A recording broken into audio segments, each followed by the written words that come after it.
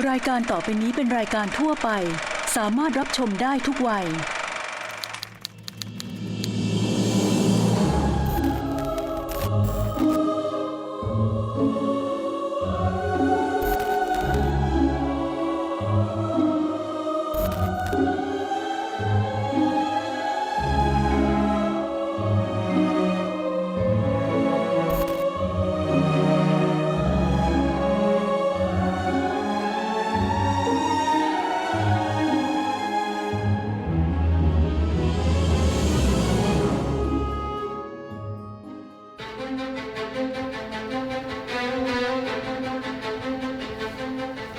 สวัสดีครับคุณผู้ชมครับ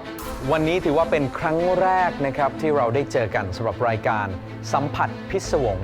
The Sense True Story รายการที่จะพาคุณผู้ชมไปสัมผัสกับประสบการณ์จริงของคนมีเซนส์รายการที่เชื่อว่าทุกปรากฏการณ์ที่เกิดขึ้นบนโลกนั้นไม่ใช่เรื่องบังเอิญ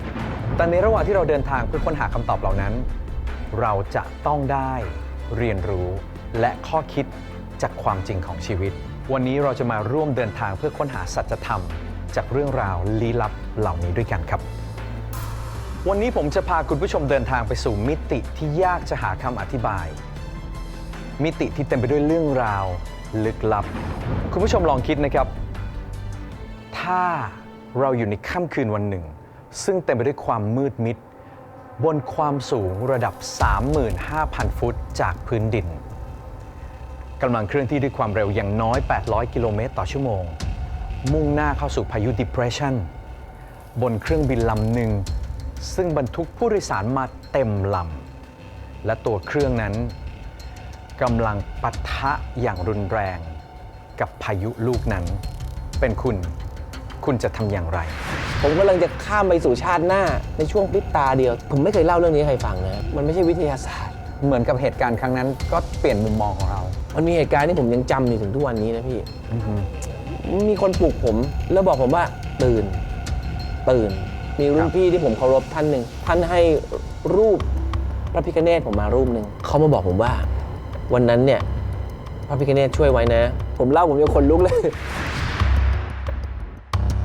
และแขกรับเชิญของเราวันนี้นะครับนั่งอยู่ตรงนี้แล้วนะครับคุณเจมส์เรืองศักดิ์ลอยชูศักดิ์ครับสวัสดีครับสวัสดีครับผมสวัสดีครับสวัสดีครับมีความลังเลนะครับว่าจะเรียกว่าเจมส์อะไรดีเพราะว่ามีหลายฉายาเหลือเกินมีทั้งแบบตอนที่เป็นอัลบั้มมีทั้งเป็นชื่อเพลงมันไก่เจมส์ชับเจมส์ไซเลนเลิฟแล้วก็เจมส์กระดูกเหล็กผมมีท่าด้วยเห็นไหมยังมีท่าตามมาอยู่เลยแล้วก็เจมส์กระดูกเหล็กครับนั้นในที่สุดแล้วผมว่าก็มันไม่ได้เป็นเรื่องที่จะเกิดขึ้นได้ง่ายๆเลยนะคุณผู้ชมแต่ผมคิดว่ามันคงไม่ได้เป็นเรื่องที่เราปรารถนาว่าอยากให้เกิดกับตัวเองหรอกนะฮะว่าเป็นคนหนึ่งซึ่งเคยอยู่บนเครื่องบินซึ่งตกเพราะจริงๆแล้วในบรรดาพาหนะที่เราเดินทางทั้งหมดเครื่องบินเป็นพาหนะที่เขาบอกว่าปลอดภัยที่สุดในโลกแล้วเกือบที่สุดครับที่ปลอดภัยที่สุดคืออะไรรู้ไหมฮะบันไดเลื่อนฮะอันนี้เรื่องจริงจากการสำรวจนะคือพาหนะที่นำพาคนจากจุดหนึ่งไปสู่จุดหนึ่งบันไดเลื่อนปลอดภัยสุดแต่ก่อนที่จะไปถึงเรื่องนั้นคงต้องแสดงความยินดีแล้วก็ใกล้เต็มที่และสำหรับการเป็นว่าที่คุณพ่อใช่ครับผมกำหนดคลอดคือมีนาครับปลายมีนาเป็นไงรู้สึกยังไงบ้างฮะคือเวลาที่เราเห็นลูกเราในท้องในภาพอัลตราซาวน์เนี่ยเราก็มีความสุขแล้วนะพี่แต่ว่าเขาบอกว่าถ้าออกมาแล้วเห็นเป็นตัวเป็นๆเนี่ยพี่ออฟพงษ์พัฒน์นะแกเคยบอกว่าเหมือนมีอวัยวะที่33ของเราแล้วเดินได้อะไรเงี้ยผมอยากได้ความรู้สึกอยากเห็นความรู้สึกแบบนั้นย้อนกลับมาในเรื่องที่ต้องบอกว่ามันเป็นสิ่งที่ใครเจอคุณเจมส์ก็คงจะต้อง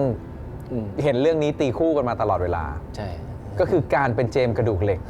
เป็น1 ใน 45 คนที่รอดชีวิตจากเหตุการณ์เครื่องบินตกครั้งนั้น20 ปีแล้วไหม2541 20 ปีพอดีเลยครับประมาณ20 ปีพอดีเรากำลังไปไหนทำอะไรนะถ้าพูดถึงเรื่องของอาชีพการร้องเพลงผมว่าน่าจะเป็นช่วงที่ผมพีคที่สุดนะครับแล้วช่วงนั้นจะเป็นช่วงที่แบบเขาเรียกว่ามีการเดินทางโดยเครื่องบินเนี่ยแทบจะทุกวันผมบินทุกวันนะฮะแล้ววันนั้นก็จะเป็น1 งานที่จัดขึ้นที่จังหวัดสุราษฎร์ธานีนะครับซึ่งโดยปกติแล้วเนี่ยเวลาที่เราเล่นเนี่ยมันก็จะโชว์อยู่ประมาณสัก5 ทุ่ม4 ทุ่มครึ่ง5 ทุ่มโดยประมาณจำได้ว่าไฟล์นั้นเป็น TG 261 จำแม่นเลย 11 ธันวา 2541 อืม นะฮะแล้วก็ตรงนั้นเนี่ยมีพายุ อ๋อแต่ว่ามันมีประกาศอยู่แล้วป่ะฮะ มีประกาศครับช่วงนั้นมีพายุชื่อพายุจิว ครับ นะครับแล้วก็อากาศค่อนข้างเย็นนะครับแล้วก็เป็นช่วงที่คือถ้าไม่มีเรื่องราวอุบัติเหตุมันเป็นช่วงที่มีความสุขมากเลยครับเพราะว่า อากาศดีมาก อากาศดีเราได้ไปทัวร์คอนเสิร์ตเราได้ไปเจอแฟนๆไฟลท์1 ทุ่มเพราะว่ากลางวันมีงาน บินเฉียดฉิวขนาดนั้นเลยเหรอ ใช่ครับแล้วคืนวันนั้นเนี่ยผมก่อนที่จะบินผมอยู่บ้านคุณโดมปกรณ์ลำผมจำได้โดมปกรณ์ลำบอกโอ้ถ้าวันนั้นผมตายไปนะเขาหลอนมากเลย เพราะเขาเป็นคนสุดท้ายที่เจอผมอะไรอย่างเงี้ยผมเดินทางกัน3 คนนะครับตอนนั้นมีผมแล้วก็มีผู้จัดการนะครับชื่อพี่เอกนะครับแล้วก็มีซาวด์เอนจิเนียร์ชื่อพี่ติ่งขึ้นเครื่องไปนะครับก็ฟ้าก็เริ่มแบบสลัวยังไม่ทันมืดมากอะไรอย่างเงี้ยตัวผมเองเนี่ยนั่งอยู่ตรงประมาณตรงปีกกลางล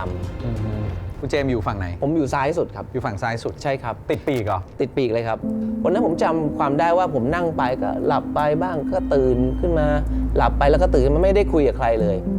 นะครับจนเครื่องมันกำลังจะลงนะครับช่วงเวลาประมาณสักเกือบทุ่มแล้วล่ะเพราะฉะนั้นฟ้ามันเริ่มมืดแล้วผมจังหวะที่เครื่องกำลังจะลงเนี่ยผมเริ่มรู้สึกตัวนะครับแล้วก็มองไปเห็นต้นมะพร้าวแล้วผมยังจำภาพได้แปลว่าเขาลดระดับลงมาใกล้ลงมาจนเราเห็นถึงพื้นแล้วนะใช่สิ่งหนึ่งที่ผมเห็นด้วยก็คือว่าผมเห็นหยดน้ำที่หน้าต่าง แปลว่าฝนตกใช่นะครับช่วงเวลานั้นด้วยความที่เราบินบ่อยเราไปได้เห็นวัฒนธรรมอย่างหนึ่งบนเครื่องบินก็คือว่าเวลาที่เครื่องลงนิ่มอ่ะคนไทยไม่อะไรนะแต่ฝรั่งตบมือใช่ ไหมฝรั่งจะตบมือแล้วอยู่ดีผมก็คิดว่าเฮ้ยโหเดี๋ยวถ้าอันเนี้ยถ้ากัปตันลงนิ่มเนี่ยผมจะตบมือนำเลย ผมคิดอย่างเงี้ยนะพอเครื่องลงนะครับกำลังจะแตะพื้นแล้วปุ๊บตึงรู้สึกได้เลยครับว่าล้อแตะพื้นแล้วแตะแล้ว